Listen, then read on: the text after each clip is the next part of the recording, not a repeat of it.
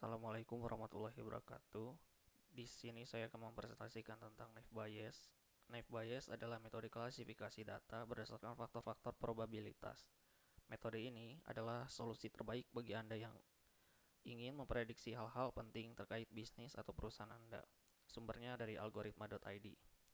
Tujuan dan contoh penerapan naive Bayes adalah: satu, perakiraan cuaca dapat memprediksi apakah besok akan cerah, hujan, atau berangin berdasarkan suhu, kelembapan, tekanan, dan lain-lain. Pada media sosial juga dapat menampilkan konten-konten yang sesuai dengan Anda sukai berdasarkan konten-konten yang telah Anda lihat sebelumnya.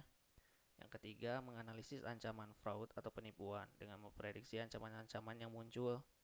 Yang keempat adalah petugas bank untuk memprediksi apakah pemohon peminjaman akan menjadi defaulter atau non-defaulter bank berdasarkan jumlah pinjaman, angsuran bulanan, tenor, jumlah tunggakan, pendapatan tahunan, dan rasio hutang. Berdasarkan pelabelan yang diinput, petugas bank mampu membuat keputusan apakah akan memberikan pinjaman pada pemohon dan berapa besar atau banyak kredit serta suku bunga yang kira-kira dapat diterima oleh pemohon.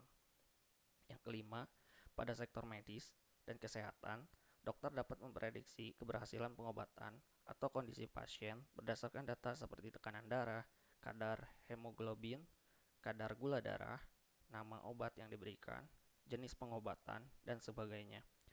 Melalui data ini, dokter dapat menemukan atau menentukan metode pengobatan dan alternatif selanjutnya. Nah, langkah pertama untuk melakukan naive Bayes adalah melakukan koneksi data lewat load library dan dataset. Ini merupakan code untuk connect ke Google Drive karena file-file yang ada atau yang digunakan untuk mengolah data ini ada di Google Drive. Yang kedua adalah melakukan load library. Nah, berikut adalah library yang digunakan untuk melakukan naive Bayes. Nah, yang selanjutnya, tetapkan 4 variabel independen ke X dan variabel independen spesies ke Y. 5 dan mengambil 5 baris pertama dari kumpulan data yang ditampilkan. Di sini data yang digunakan iris yang udah umum karena ini penjelasan dasar mengenai naive Bayes. Di sini saya mengambil 4 fitur, yaitu sepal length, sepal width, petal length, petal width, dengan targetnya adalah spesies. Bisa dilihat seperti ini. Langkah kedua adalah melakukan data pre-processing. Nah, di sini saya membagi data menjadi 80 20. 80% data training dan 20% data testing. Pertama, lakukan import. Lalu ya seperti yang tadi 80 20. Selanjutnya langkah ketiganya melakukan Gaussian naive Bayes-nya atau implementasi metode klasifikasi dari naive Bayes. Nah, karena udah import sebelumnya tadi di atas naive Bayes-nya, di sini saya menggunakan Gaussian NB.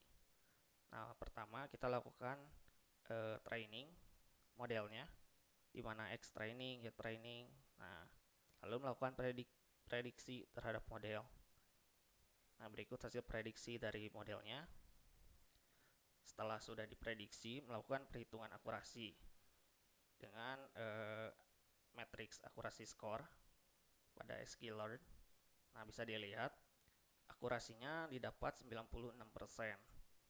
Setelah didapatkan akurasi, kita melakukan sebuah komparasi aktual dengan prediksi. Bisa menggunakan confusion matrix, tapi di sini saya membandingkan antara data tes dengan prediksi. Nah, ini hasilnya. Jadi ketika di data aktualnya dia Iris virginica, dia prediksinya hasilnya Iris virginica. Nah, karena hasil prediksinya tadi 96%, pada dataset bisa dilihat ada satu prediksi yang salah, di mana di sini ada Iris virginica, dia memprediksi Iris versicolor. Seharusnya Iris virginica dia memprediksi Iris virginica. Kesimpulannya, klasifikasi naive Bayes itu mampu mengklasifikasikan bunga tergantung pada 4 fitur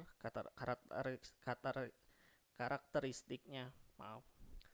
Nah, untuk sumbernya sendiri, saya mengambil dari channel YouTube-nya Dr. Ahmad Solihin, dan tambahannya saya mengambil juga sumber referensi bacaan dari Medium atau artikel internet dari Guru Caran MK.